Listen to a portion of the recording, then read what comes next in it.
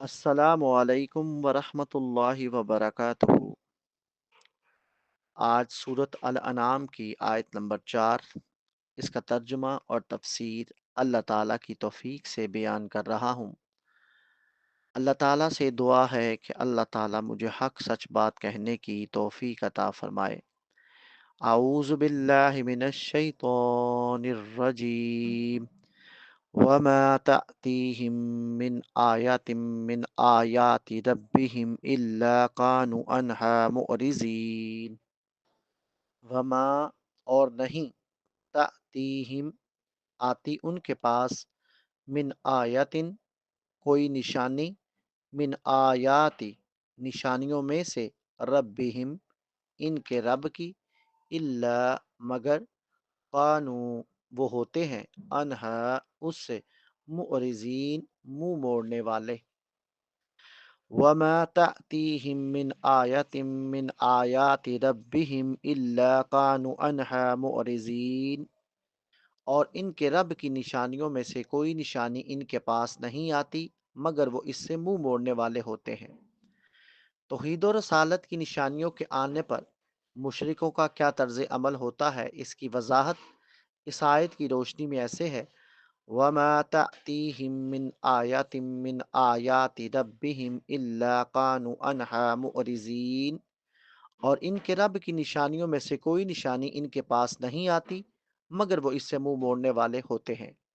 اللہ تعالیٰ نے تکذیب اور عناد سے کام لینے والے مشرکوں کے بارے میں فرمایا ہے کہ ان کے پاس اللہ تعالیٰ کی توحید اور اس کے انبیاء کرام کی صداقت کی کیسی ہی نشانی کیوں نہ آ جائے، یہ اس سے اعراض ہی کریں گے اور اسے کوئی اہمیت نہیں دیں گے۔ چنانچہ فرمایا، آیات من آیات ربہم، ان کے رب کی نشانیوں میں سے کوئی نشانی۔ یہاں آیات سے مراد قرآن کریم کی آیات ہیں جو اللہ تعالیٰ کی توحید اور اس کے رسولوں پر ایمان اور قیامت کے دن کی ملاقات پر دلالت کرتی ہیں۔ بحوالہ تفسیر ایسر التفاسیر، یہ وہ نشانیاں ہیں جو حق کو قبول کرنے اور اس کی اتباع کی دعوت دیتی ہیں۔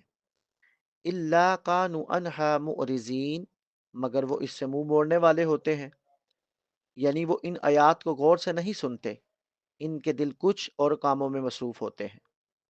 یعنی وہ ان آیات کو غور سے نہیں سنتے، ان کے دل کچھ اور کاموں میں مصروف ہوتے ہیں اور انہوں نے پیٹھ پھیر لی ہے۔ انسانوں نے حق سے منہ کس حال میں موڑا؟ انسانوں نے حق سے منہ اس حال میں موڑا جب کہ انسانوں کے پاس دلائل موجود تھے، نشانیوں کی کمی نہ تھی، پیغمبروں کی دعوت کے ثبوت کے طور پر نشانیاں موجود تھیں۔ حق سے منہ موڑنے والے انسانوں کے رویے کیا تھے؟ دلائل ہونے کے باوجود مان کر نہ دینا، باطل پر اڑے رہنا، حق سے دشمنی رکھنا۔ اے اللہ تیری توفیق سے آج سورۃ الانعام کی آیت نمبر 4، اس کا ترجمہ اور تفسیر بیان کی۔ اے اللہ اس کو اپنی بارگاہ میں قبول و منظور فرما۔